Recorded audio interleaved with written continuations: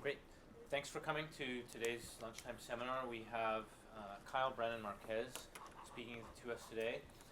Kiel is a postdoc at NYU and also a visiting fellow at the Information Society at Yale. He has a JD from Yale as well as degrees in philosophy from Pomona.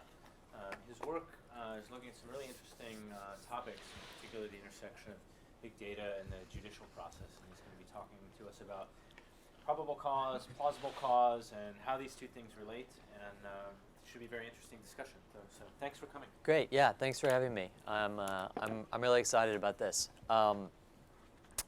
And as Ben helped arrange this, and as he knows, the conversations at NYU tend to be sort of very policy and law focused with some technical background, sort of as the backdrop. And I think this will be somewhat of the inverse, and I am looking forward to that.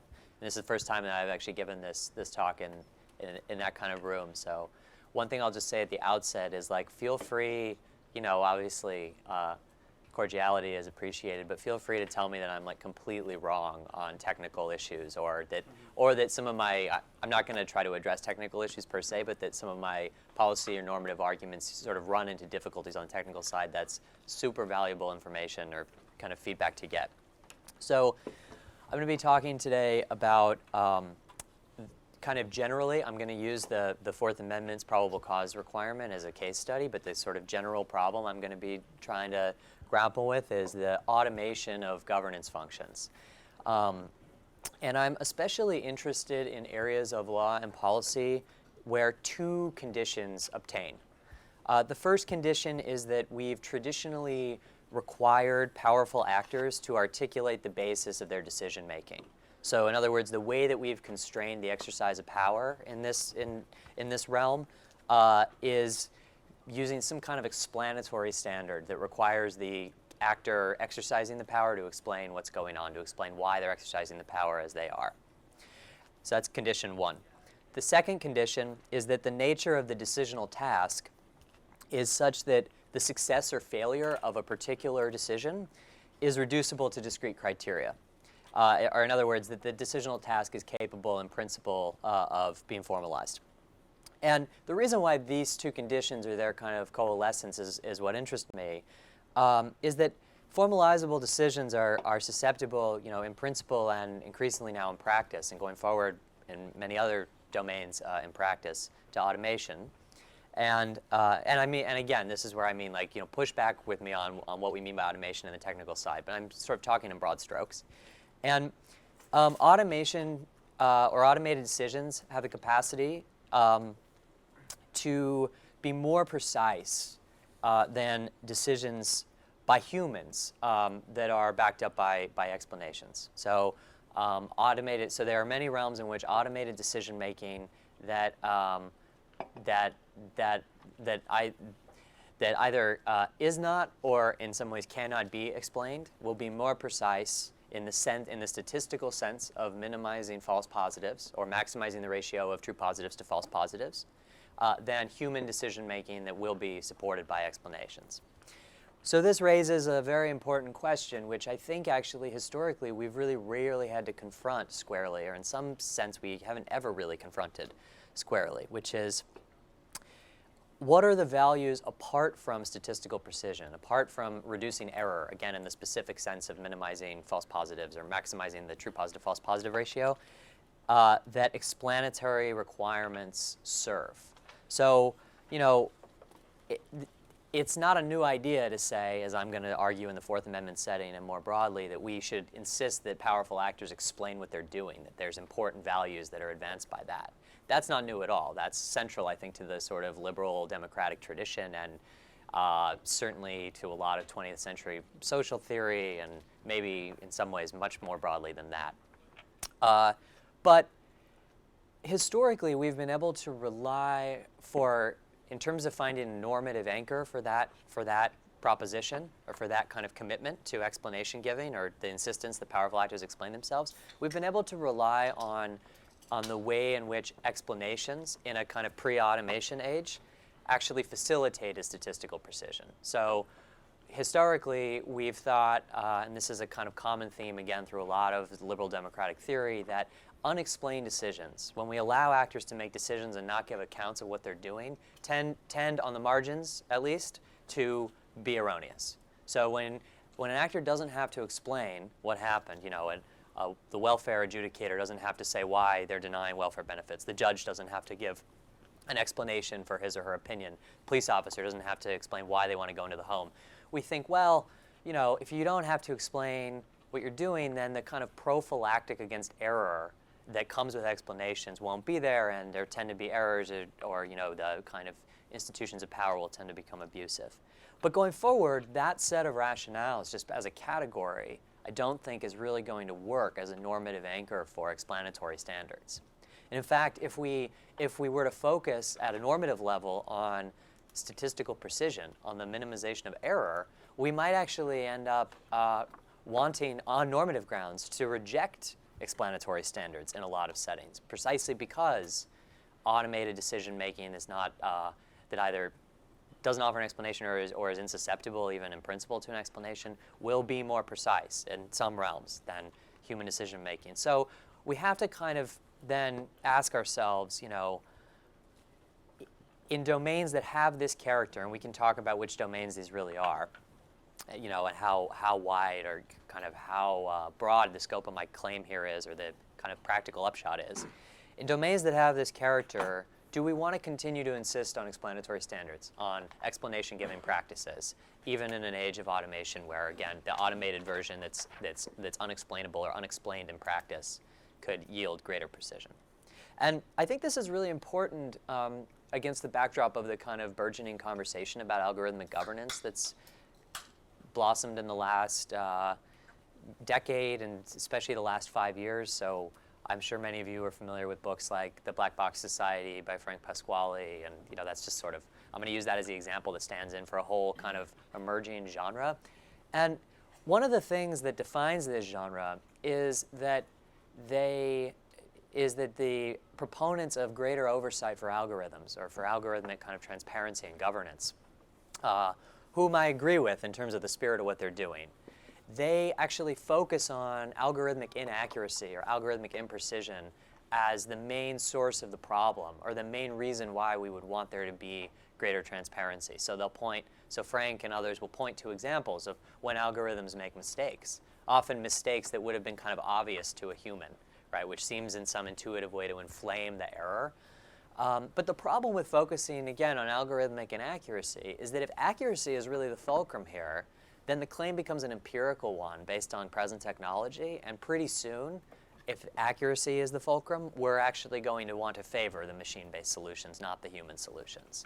And so it seems to me that there's a major risk here of a kind of lack of clarity about the actual normative stakes, and a corresponding sort of danger of a Pyrrhic victory, right? So we get transparent algorithms that are auditable and that allow us to sort of purge some of the error, or allow for dynamic evolution through time, that deal with the cases that Frank and others are identifying as sort of gross inaccuracies. But ultimately, we don't actually get what I think in some realms is really the important thing, which is maintaining a kind of set of explanatory norms in the world, especially for certain governance functions. So, okay, so that's kind of the abstract introduction. I'm going to be talking about this in the context of the Fourth Amendment. Fourth Amendment's probable cause requirement. So I don't know how much knowledge there is of this in the room, but the very high-level overview is that the Fourth Amendment requires law enforcement officials to demonstrate probable cause as an enabling condition of performing searches and seizures. And traditionally, this is enforced through the warrant requirement, though there are some exceptions to the warrant requirement. But whether the police go get a warrant or they act of their own accord and then defend the decision against the challenge down the line, the same substantive standard, the probable cause standard, applies. And so the idea is that, probable cause is best understood kind of as an epistemic benchmark. So the question is, the police have to make certain kinds of showings before they engage in intrusive activity, like going into a home, or searching a car, or performing a bodily frisk of someone. And the question is, what kinds of showings are enough? What kinds of showings furnish a justification? So probable cause and the warrant requirement is really just a kind of mechanism to justify activity that would otherwise be unacceptable, or that one way to think about it is if a private person did to you what the police did, they wouldn't be allowed to. It would be a trespass, or it would be a battery, or it would be any number of categories of crime or tort. And so that when the police go get a warrant, or when they show cause, what they are doing is they are sort of seeking, and subject to judicial approval, receiving authorization to do this thing that's otherwise not allowed. And so if we think about it in epistemic terms, then the question is sort of, I'm going to focus on the example of going into a home, of searching a home. So we say, what kinds of facts about a home, about a specific residence, do the police have to show in order to make it appropriate for them to go into the home, or in order to convince a judge, who ultimately is the one that gets to decide whether to issue the warrant, that it makes sense to go into that home, that the police have authority to do it? What would the judge have to see? So with that in mind, let's consider a thought experiment. This is one that I worked through in the paper. I don't think I circulated the paper, but this is the sort of focal point of the paper as well. So imagine that the NYPD wants to warrant the search of some particular residence in New York City. So I'll take the residence where I used to live, 285 Court Street, apartment 2L in Brooklyn. So in the affidavit accompanying the warrant application, the officers set forth one, and essentially only one, kind of fact in support of probable cause. That 285 Court Street, apartment 2L came up on the contraband detector, which the affidavit explains is this nifty new algorithmic tool that the NYPD developed to predict which homes are likely to contain illegal weapons around the city. And then the affidavit goes on to explain, for the judge's benefit, because the judge doesn't have a technical background, that the kind of what went into the creation of the contraband detector in broad strokes, and most importantly, that data scientists who have been kind of called in as an independent advisory body to perform an audit of the contraband detector to verify its reliability. And they say that the contraband detector is reliable 80% of the time. That is, 80% of the residences that it picks out are, in fact, contain an illegal weapon, and that it will continue to perform at that rate, going forward, if not better. However, the contraband detector uses many, many input variables, more than 100, and it has a very complicated, weighting function with all those variables. The variables are all drawn from historical policing records, and basically the upshot is that when the contraband detector picks out a residence is likely to contain an illegal weapon, it doesn't provide any explanatory account of why. It just says, 285 Court Street, apartment 2L came up on our model. So, and I think when I give this talk to more of the legal and policy community, sometimes I have to reassure people that this is a real problem we have to think carefully about, because this kind of thing is coming, because lawyers sometimes don't believe that this is actually where the law enforcement system is going. But it's even starker than that. It's where things have already gone. I mean, I don't know how much folks have been reading about this, but when it comes to bail decisions and sentencing decisions, algorithms are already in wide use, and we're starting to see the kind of first generation of them in the suspicion context as well. But the point is that clearly this is kind of where we're headed, given the cost savings associated with this model, and given the widespread dissatisfaction with law enforcement in this country. I think there will be kind of an increasing set of pressures in this direction, following on the heels of things like CompStat and earlier developments in the ideology of policing. So the question is, in my example as I laid it out, and we can kind of play with it in the Q&A if people are interested, should the judge sign this hypothetical warrant application? Is an output from the contraband detector, as long as we're satisfied, as long as the judge believes that what the data scientists have said in the audit and whatnot is correct, as long as we're satisfied that 80% really is the number, is that enough? Is that enough to warrant the search of 285 Court Street, apartment 2L? Or, even better, in principle, could the judge's role in this process actually just be eliminated, right? Such that whenever the contraband detector locates a residence, it simply prints out a search warrant. Because after all, if the point is that the 80% benchmark is sufficient, why do we even really need the judge? As long as we have checks in place making sure that the algorithm is, kind of performing well, right? You might have an auditing scheme in place kind of as a background thing, but the judge in a particularized way in each case isn't really playing any role here. So we could just imagine this not a contraband detector, but instead, a probable cause machine, a warrant machine. So my claim is that the answer to these questions is no, that the output from the contraband detector is insufficient. And so the interesting question is why. And I think this is actually, at least in the legal community, a very widespread intuition. And so the question is why. And the basic reason, I think, is that, and again, I'm using the Fourth Amendment here as the case study, but we're going to try to zoom out as well, is that even though the phrase probable cause seems to have some kind of valence to mathematical conceptions of probability, it seems to convey sort of statistics or numbers-based model, at least in principle, that it's really about explanations, that the point of the standard is not, and really has never been, about maximizing the statistical precision of law enforcement as an enterprise, minimizing the false positives in the sense of minimizing the number of innocent people or innocent homes or innocent targets that are sort of swept up into the net of law enforcement. Instead, the point of this standard, and I think of many other governance standards along these explanatory lines, is accountability.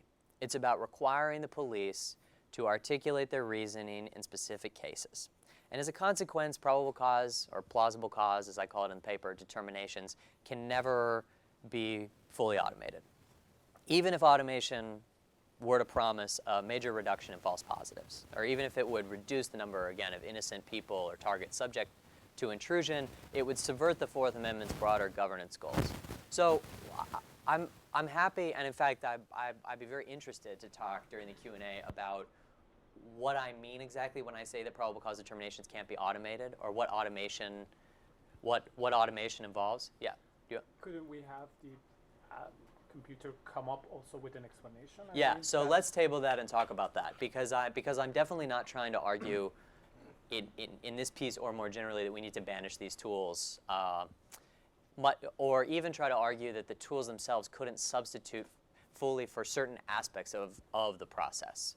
But the broader question, though, that I want to ask is, what are the governance goals besides statistical precision that explanatory requirements like the Fourth Amendment's probable cause standards serve? So what would be lost if we just did fully automate it, if we had the warrant printing machine based on some numerical threshold that we had decided for some set of normative reasons was enough to satisfy the Fourth Amendment understood as a precision metric? What would be lost? What would be the consequences for the law enforcement and the kind of governance system as a whole that we might be worried about? So I'm going to talk about 4 consequences, and I think that not all of them are going to show up in every governance domain that has even the characteristics I was describing at the outset. I think all 4 do actually show up in the law enforcement domain, which is what makes it a helpful case study.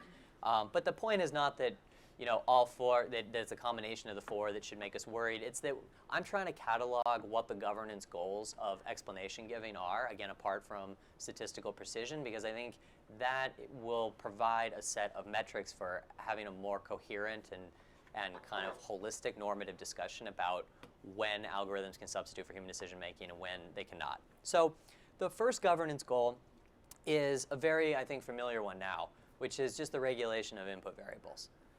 So like we know that there are certain kinds of input variables, traditionally at least, and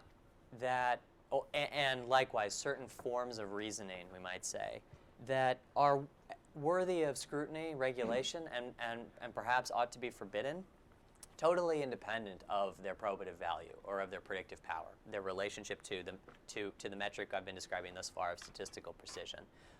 So the obvious example is race, or like race and gender, close proxies for race or gender, religion, these kinds of sensitive categories that traditionally, and certainly it's the foundation of anti-discrimination law and policy, but it also shows up in other areas of the law, definitely in evidence law, that we know that using these kinds of variables, and I'm talking sort of in the pre-automation world, just as a general matter, that we think that it is inappropriate in some contexts, or at least worthy of significant regulation to the extent that it is appropriate in any contexts, to use variables like this as a basis for sensitive distributive decisions, like who is subject to intrusion by the state. And again, we think this is true not because race and religion and gender are necessarily weakly correlated or of low predictive value in these domains, though that may also be true in some domains. I mean, we have suspicions along those lines as well, I think, right, that they're kind of too easy proxies, right, and maybe they're actually not part of the picture in reality at all. But that even if they are part of the picture in reality, even if they do bear a kind of significant statistical relationship to the outcomes that we care about, we still think that they're worthy of, again, regulation, if not kind of total banishment from the process. And to some extent, of course, this problem is going to be amenable to technical fixes, which I'm interested in hearing about. And the question of what counts as a proxy variable in a world of powerful sort of machine learning algorithms is an interesting question unto itself. So what we mean when we talk, you know, we kind of know in an informal way in like employment discrimination, you know, you can't use gender and you also can't use like pregnancy, right? That's clearly a proxy variable. If we had an employment algorithm that picked out, you know, a 50 variable matrix that had a radically disparate impact along gender lines, you know, to the tune of 100 to 0, would that matrix of 50 variables qualify as a kind of master proxy variable? I'm not sure. I mean, I think it kind of turns on whether we think of proxy variables as a technical category or a normative category or both. So anyway, that is governance goal number 1, regulating input variables. Governance goal number 2 is constraining discretion. So one thing that explanatory standards do is they require actors, as a practical matter, to expend resources in advance of decision making, to build their cases, to come up with explanations. And this helps ensure, I think, that consequential kind of sensitive distributed decisions like, again, who is subject to intrusion by the state, not occur too readily or too programmatically. And this is actually a really key Fourth Amendment value, I think, and one that we've seen really come to the surface recently in some of the developments at the Supreme Court level and sort of throughout the federal courts in response to electronic and digital surveillance. So the court has shown a propensity for ratcheting up legal protections, specifically in the Fourth Amendment context for kind of expanding what is subject to the probable cause requirement in the first instance in response to technological changes that make surveillance or kind of monitoring or data extraction cheap and easy. So in a case called United States v. Jones a couple of years ago, the court said that it qualifies as a search for the police to use a GPS monitoring device to follow your car around on the public road. So even though the police can obviously follow you in a patrol car, basically as much as they want, as long as you're on a public road, and that's sometimes how they build their cases. They can't just put a GPS on your car or use the GPS that someone else put on your car, I would say is an obvious extension of the case, in order to effectively do the same thing. Likewise, a couple years after that, in a case called Riley v. California, the court says that it counts as a search for the police to look through your smartphone incident to an arrest. So the traditional rule is that if you get arrested, it's kind of fair game for the police to perform a frisk and to search through things that are on your person. And the court says, you know, and the police were nationwide kind of claiming that authority or that rationale for performing like full searches of smartphones. And the court said, no. The search incident to an arrest rule doesn't extend to the smartphone. There's just too much information on the smartphone. The basic upshot of both of these cases, and then there's a bunch of other things going on in the lower courts, which I'm happy to talk about if people are interested, is that surveillance gets much easier when technologies like this exist, and so we have to kind of have hydraulically constraining rules in place. And to go back to the governance goal, this notion of constraining discretion, I think that what's really important here is to see that cases like Jones and Riley, this idea that we need legal rules to sort of operate as a bulwark against technological change that makes surveillance too easy, is partly about, you know, just minimizing the amount of surveillance that happens, right? Minimizing the amount of information the government has access to and so on. But also, and I think in some ways more fundamentally in terms of what the Fourth Amendment and these explanatory requirements are really trying to do in terms of reigning in power, that it's also about discretion. So when technology makes surveillance too cheap, like in the case of GPS monitoring, or like in the case of the contraband detector type of example, when it makes it too easy to justify further intrusion. So it's not that it enables surveillance, but that it enables you to generate the legal justifications necessary in order to perform surveillance. That the effect is the same, that the police have effectively kind of blanket power to make choices about whom they're targeting which homes they're targeting, which people they're targeting, absent the very form of kind of judicial supervision that we think the Fourth Amendment is supposed to supply. So to put it more concretely, we might say in the GPS case, one reason why we don't want the police to just be able to use a GPS monitoring device in your car is that they're going to start monitoring everyone, and they're going to know everything about everyone. Another reason why we might not want it, which I think is analytically independent, is that they're going to get to choose to monitor whoever they want. And it may not be everyone. It may be people of a particular religious or political affiliation. It may be people they don't like. It may be people who they suspect of, crimes that are totally delinked from the normal sort of law enforcement priorities, and so on and so forth. And so the part of what the Fourth Amendment in particular, and I think explanatory requirements generally are doing, is they are making that kind of decisional space where the police are making decisions about priorities and whom they're targeting and whatnot, kind of hybrid in the sense that it's partly to the discretion of law enforcement, but it's also partly constrained by, in this case, the sort of judicial oversight, but it's partly constrained by some form of public oversight, some kind of check on that power. And then what we should be really concerned about in the case of something like the contraband detector, I mean, among other things, the whole point is we should be concerned on all these dimensions at once, I would think. But what we should maybe in some ways be the most concerned about is, imagine if the contraband detector picked out 10,000 homes. Imagine it's not even 80%, it's 95% or 98% or something very, very high. If that were sufficient as kind of a blanket authority to perform searches of any of those homes, one thing that might happen is, just like analogous to the GPS monitoring, the police might go into every one of those homes, right? That could happen. In practice, what's much more likely to happen is that the police will now have sort of in their back pocket a justification, a ready-made justification whenever they want to go into any of those 10,000 homes. And what they'll start doing is engaging in much more intelligent targeting of the homes. Because after all, it's not in the police's interest to go into 10,000 homes. It's very costly to, what they're going to do is they're going to say, great, we have authorization for 10,000 homes whenever we want it. We don't even have to get the warrant now. We can just, anytime we go to the court or to the warrant machine, we'll be able to get a piece of paper that allows us to go into the home. And that will now restructure our sort of incentives and the institutional dynamics around investigation. And I think that is exactly the kind of harm or the kind of unfettered police discretion that the Fourth Amendment is really about, at least at its origin, and I think through to today. But the argument that you're making about constraining discretion doesn't necessarily imply that you need a human in the loop, right?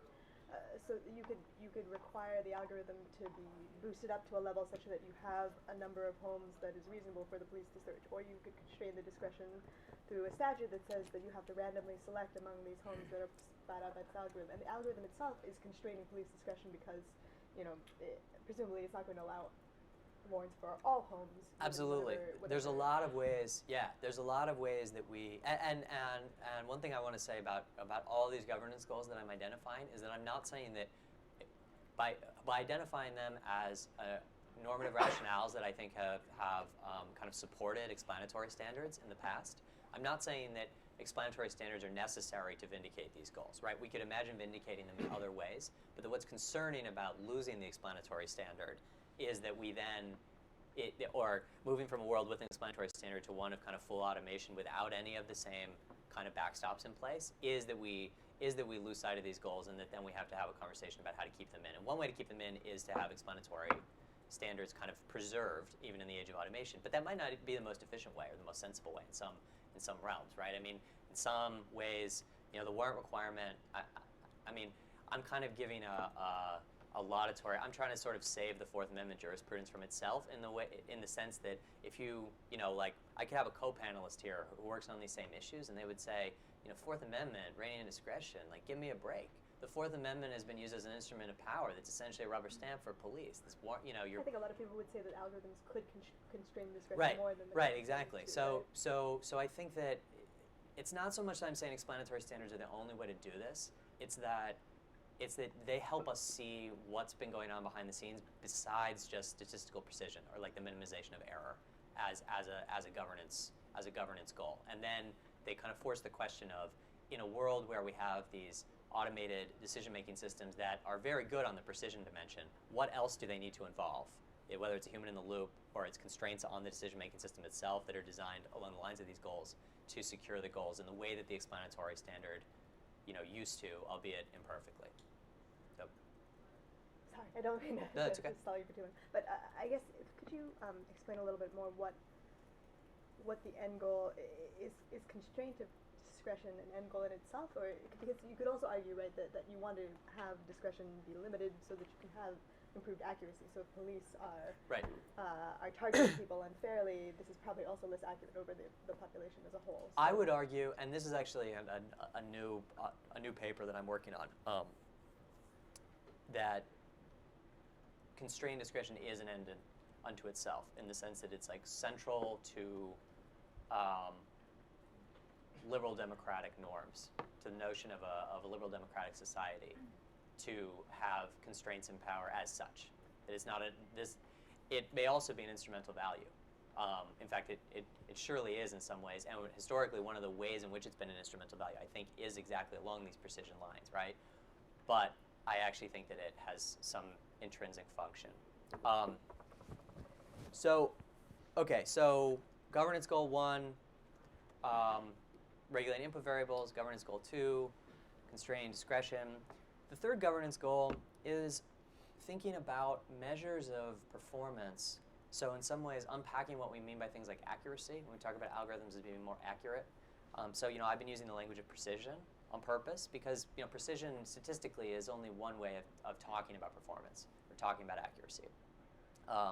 So another way to talk about, there are multiple measures of it, but another, I think, equally important way is to talk about a different kind of statistical property, which we could call, or statisticians refer to as sensitivity or as recall, which is not a comparison of true positives to false positives, but a comparison of true positives to false negatives. So it's not a question of how many wrong cases are you sweeping in to your selection, using your selection method, but instead how many right cases are you skipping over. This is, I think, actually extremely important because in the law enforcement setting and other governance settings, it goes to what systemic priorities are, what enforcement priorities look like. So imagine, building on the contraband detector example, imagine if for some reason we have grounds to know that in New York City, half of the homes that have illegal weapons in them have illegal weapons because they're connected to street crime in some fashion or another. And half of the homes that have illegal weapons in them have illegal weapons because at least someone who resides in the home is a member of the NRA and has like an ideological objection to registering their firearms. So under the local New York Penal Code, this is the same offense, right? But depending on the training data that the algorithm has learned on, it may be capturing both of these types of cases or it may be capturing only one. If it's learned on historical policing records, given what we know about policing, it's likely that it's only capturing the first set of cases. Maybe not. That would be the question, right? But the point is that from the fact that the algorithm performs at a high level of precision, from the fact that it's 80% precise, we actually don't know anything about the other dimension. We don't know anything about the about the quantity and type of false negatives that are involved in this kind of decisional space writ large. And this is a tricky problem to relate back to things like Fourth Amendment law and other individual rights-based grievance kind of resolution mechanisms, because we don't typically talk about false negatives in the Fourth Amendment setting, because a false negative means the police didn't hassle you, right? False negatives means the police didn't go into your home, even though there was contraband in your home, or the police didn't frisk you, even though you had contraband. And so that, of course, doesn't give rise to a Fourth Amendment violation in the usual sense. On the other hand, and again, this is another paper I'm working on, that same paper, I think that the Fourth Amendment and a kind of regulation of law enforcement, legal rules related to law enforcement power and surveillance, are about more than just redressing individual grievances, that they're actually about keeping checks on the law enforcement kind of system as a whole. And from that perspective, I think most of us, at least I think this is not like a minority view, we care about what I'm calling false negatives here, meaning we care about what like law enforcement priorities look like. If the contraband detector were finding only the street crime cases and not the NRA cases, or vice versa, it would be the equivalent of the police, only exclusively policing in one neighborhood, exclusively policing the projects, exclusively policing downtown. But when they do so very precisely. So their filters within that context are good at sorting out false positives in the sense that they don't intrude on many innocent people's lives. But of course, we would kind of take a step back, I think, and say, well, is that really what we want the police to be doing? Maybe, but I don't think it's self-evident that the fact that they are precise in that domain means that the allocation of law enforcement priorities across the board is an acceptable one. In fact, I don't think you could derive a justification for law enforcement kind of priorities across the board from anything you know about how precise it is. The two are just operating on different dimensions, and so keeping and they're both important dimensions, right? It's much better to have a world where even if law enforcement is only going into some communities and not others, that it's at least being precise when it does that. That's better than the world where they're only going into some communities and being imprecise, which is, I think, arguably, at least in some cities, kind of what we see now. But the point is that we don't want to just go sort of full bore toward precision as the only goal here, and that if we were to use the contraband detector because of its precision, we would actually be sort of subsuming this governance decision potentially into the tool itself. So the tool would actually be, in guiding law enforcement, would be making or sort of substituting for this set of choices. So that's governance function number 3. And then the fourth governance function, and maybe this is the sort of squishiest, or certainly the place where I have the least understanding. I don't have a great understanding to begin with of the technical side of this, but I have the least understanding of what the technical components of this would really be. But the fourth governance rationale would be that I think that there's many domains, and I think policing is one of them, where we actually want there to be incentives in place for the actors involved to learn from the machines. So we actually, to the extent that that algorithmic tools, or to the extent that machine learning techniques are able to sort of cast light on patterns in the world that we didn't previously understand or that eluded human observation, we actually want those new insights, to the extent possible, and this kind of comes up against a technical question, I know, to be reinvested back into the governance system as a whole. So we actually don't want to delegate away authority to machines, partly on the ground that we don't want the humans, we don't want to have happen to the law enforcement system what's happened to all of us with respect to like memorizing telephone numbers or knowing our way around, or maybe I'm speaking for myself, like knowing our way around, instead of using Google Maps. Like the point is that there's a, like in automating, you delegate away functions that are inefficiently costly for humans to be doing. It makes a lot of sense that I don't have to memorize phone numbers anymore. That was a terrible waste of everyone's, labor power, I would say. But I'm not sure we want the same kind of dynamic to take place in governance systems and in law enforcement systems, right? So we don't want the police to sort of lose sight of what's going on in the world. The other aspect of this is that even putting aside whether there's a capacity to have these tools sort of improve law enforcement as an enterprise, there's also a question of whether the insights that the tools generate are best suited for the law enforcement system or actually present other kinds of social issues that we want dealt with through other governance structures. So imagine, for example, if what the contraband detector really picked up on, if we imagine this was in the historical records that it's using, just hypothetically, that what it picked up on was that actually apartments were very likely to contain illegal weapons if they had a resident in them who had been exposed to sort of like lead paint, let's say, when that resident was young, right? Which we know, this is of course, so I'm imagining a world where that was not already a sort of commonly understood insight about the like urban crime patterns, but imagine a world where we didn't know that yet. So the contraband detector had effectively found that, right? I mean, it may have found that in a way that's very hard to discern, maybe impossible to discern for a human because of what the tool looks like. Again, that's the technical question. But in principle, I would want to say that in the world where the contraband detector found that, we would want that new data point to become explainable, not necessarily because we want it to inform the law enforcement process, but because we want it to inform other processes. So maybe it may be that it's correlated sufficiently, to